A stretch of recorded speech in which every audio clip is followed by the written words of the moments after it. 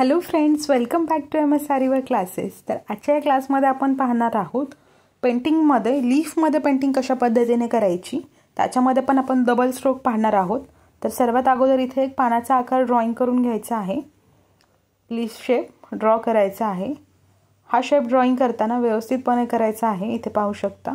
आणि कधीही पेंटिंग करताना पेनचा यूज अजिबात करायचा नाही, पेन्सिलचा यूज करायचा कुठल्याही डिझाईनसाठी आणि मार्किंगसाठी।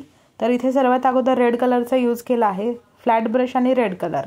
तर तुम्ही पाहू शकता अगदी क्रॉसमध्ये हे लीफच्या एका साइडने खाली ब्रश ओढून घ्यायचा आहे। रेड कलर घेतलेला आहे इथे याच्यासाठी। ब्रशचा पॉइंट पाहू शकता, ब्रशचा पॉइंट हा अगदी शार्प ठेवायचा आहे, म्हणजे पूर्ण असा फ्लॅट ब्रश घ्यायचा आहे पकडताना।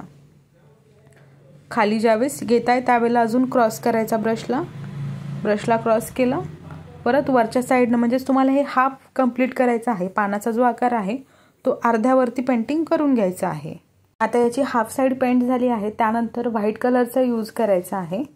पाहू शकता व्हाईट कलर घेतला, आता तो राहिलेल्या पोर्शनमध्ये अप्लाय करायचा कलर अप्लाय झाला। आता ब्रशला वॉश करायचे, पुसून घ्यायचं आहे नॅपकिनला। त्यानंतर ब्रशने हे फक्त कलर ब्लेंड करायचे आहेत आणि ब्लेंड करताना अगदी सरळ ब्लेंड करायचे, आडवे ब्लेंड नाही करायचे। इथे पाहू शकता तुम्ही जो काही एक्सेस कलर असेल जास्तीचा तो साइडला करून घ्यायचा आणि वरून हे ब्लेंड करायला घ्यायचं आहे। अगदी हलकासा पेंट बाजूला होईल तुमचा, बाकी वरच्या साइडने ब्लेंड करून घ्या। पाहू शकता ब्लेंड करताना आपण ब्रश खूप हलक्या हाताने पकडलेला आहे, खूप जास्तही पकडायचा नाही, क्रॉस वगैरे सरळ पकडायचा आहे। ब्रश सरळ पकडला, खूप छान पद्धतीने हे कलर ब्लेंड होतात। आता कलर एकदा ब्लेंड झाले त्याला आता सरळ ब्रश ठेवून परत खालच्या साइडला स्ट्रोक घ्यायचे आहेत।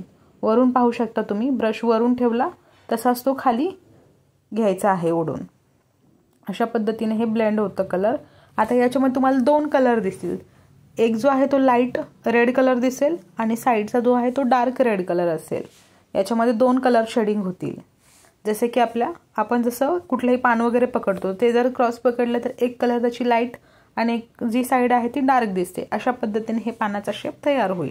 आता पानाच्या शेपमध्ये आपण नेहमी जे काही कलर्स यूज करतो ते सॅप ग्रीन किंवा डार्क ग्रीन असतात, पण आपण इथे कलर कॉम्बिनेशनसाठी घेतलेला आहे आणि पानाची स्टुडंटला प्रॅक्टिस व्हायला हवी आहे, याच्यासाठी हे आपण रेड कलरमध्ये घेतला आहे आणि त्याच्या अगोदर स्काय ब्लू कलरमध्ये पण आपण हे सेम पाहिलेलं आहे।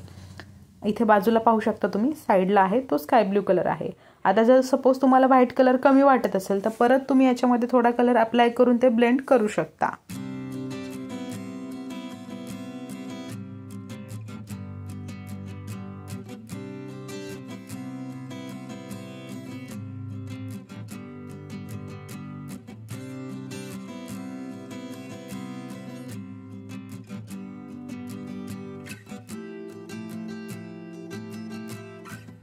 ज्या पद्धतीने आपण लीफमध्ये कलर ब्लेंडिंग केली होती सेम तीच आपण या फ्लावरमध्ये पण करणार आहोत।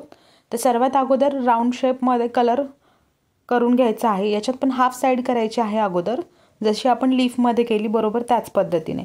अर्ध्या बाजूला रेड कलर केला आहे, त्यानंतर जी राहिलेली हाफ साइड आहे त्या हाफ साइडमध्ये आपण व्हाईट बेस घेणार आहोत, म्हणजे तुमचं हे जे फ्लावर होईल ते देखील अशा शेडिंगमध्ये तयार होईल। आता इथे पाहू शकता व्हाईट कलर जो आहे तो व्हाईट कलर अप्लाय करायचा आहे।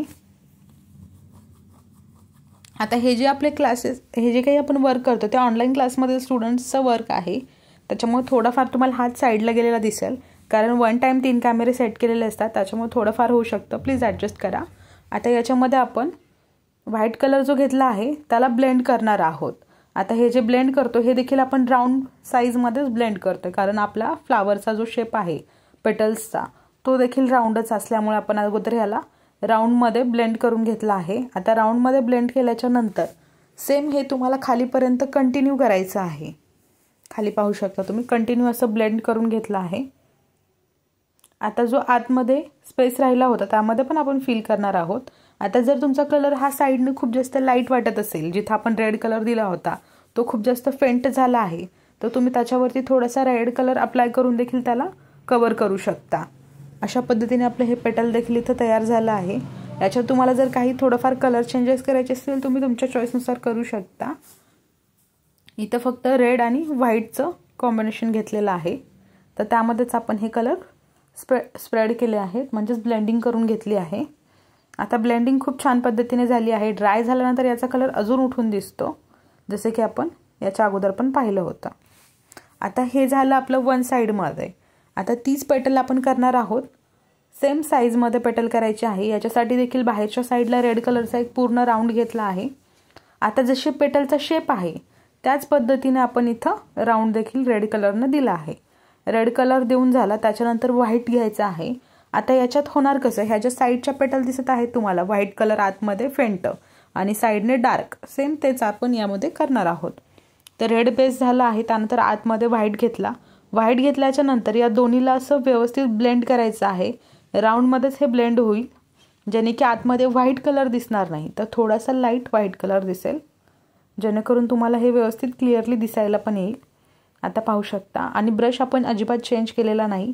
ब्रश तोच आहे जो आपण स्टार्टिंगपासून फ्लॅटवाला यूज केला आहे. आजचं वर्क पूर्ण फ्लॅट ब्रशमध्येच होणार आहे. राऊंड मोशनमध्ये इथं कलर ब्लेंडिंग करून घ्यायची आहे. कलर ब्लेंड होत आहेत. आता पाहू शकता खूप छान पद्धतीने याचा लुक येतो. असंच आता आपण हे कंप्लीट केलं आहे पूर्ण.